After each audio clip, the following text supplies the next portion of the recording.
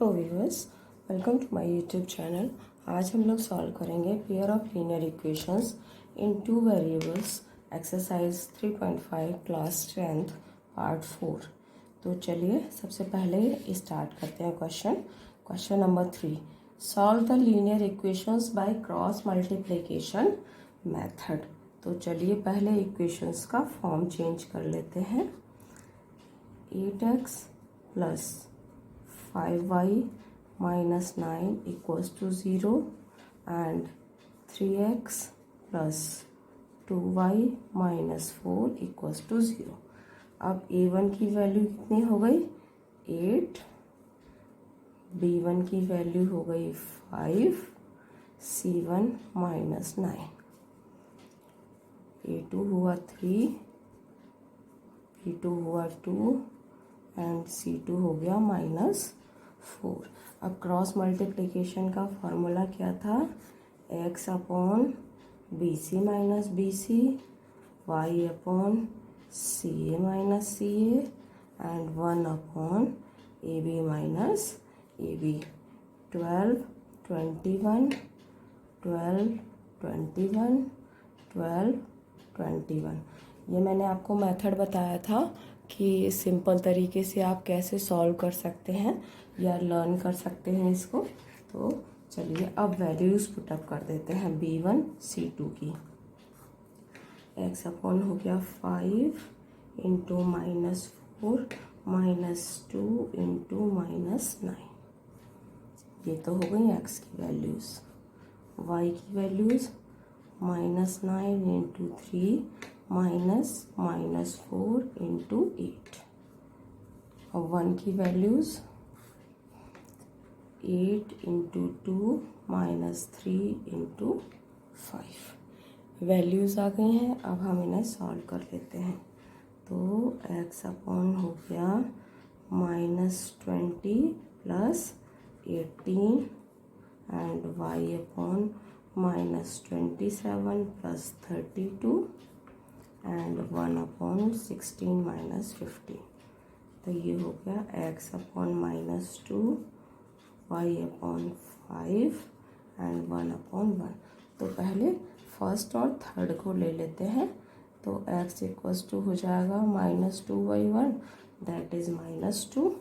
अब सेकेंड और थर्ड को ले लेते हैं। तो y इक्वल्स टू हो जाएगा 5/1 दैट इज़ 5। ये आ गया हमारा आंसर। कितना सिंपल था। चलिए नेक्स्ट क्वेश्चन की तरफ चलते हैं। नेक्स्ट क्वेश्चन है form the pair of linear equations and find solution bye algebraic method. Algebraic method उसने कहा है तो सब्स्टिट्यूशन, एलिमिनेशन, क्रॉस मल्टीप्लिकेशन कोई भी मेथड अप्लाई किया जा सकता है, जो भी आप सुटेबल समझें। A part of monthly hostel charges is fixed and the remaining depends on the number of days one has taken food in the mess. When a student takes food for 20 days, she has to pay rupees 1000. Whereas a student B who has taken for food for 26 days paid rupees 1180. Find the fixed charges and the cost of food per day. Okay, let the fixed charges be x rupees and charges for food per day be y rupees। अब देखिए हर एक को extra जो fix charge है वो तो देना ही पड़ेगा, और जितने दिन भी उसने फूड लिया है उतने दिन का चार्ज। तो फर्स्ट कंडीशन में उसने 20 डेज फूड लिया है तो वो पे करेगा फिक्स चार्ज प्लस 20 डेज का करेगा वो एडिशनल चार्ज फूडिंग का, और टोटल उसने 1000 रुपीज़ पे किए हैं। ये हो गई इक्वेशन 1। सेकेंड केस में फिक्स्ड चार्जेस वो पे करेगा, 26 डेज उसने फूड किया है, फूडिंग लिया है, 1180 रुपीज़ उसने पे किया है। अब किसी भी एल्जेब्रिक मेथड से इसको सॉल्व कर सकते हैं, तो हम लोग इसको एलिमिनेशन से करते हैं। Equation 1 minus equation 2।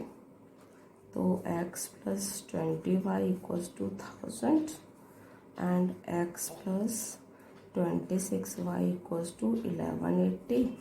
सब्ट्रैक्शन है तो साइन चेंज होंगे, x से x कैंसिल आउट हो गया, 20y माइनस 26y हो गया माइनस 6y और ये हो गया minus 180।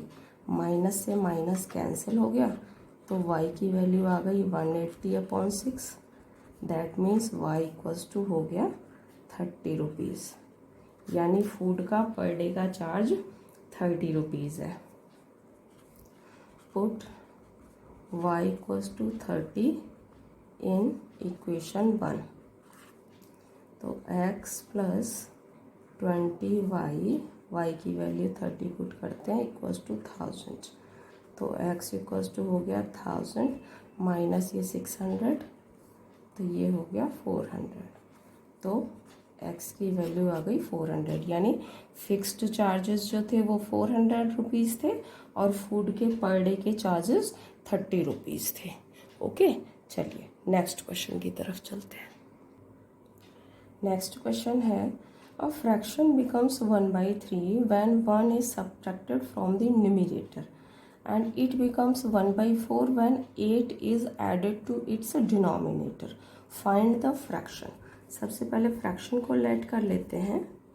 Late the fraction be x/y।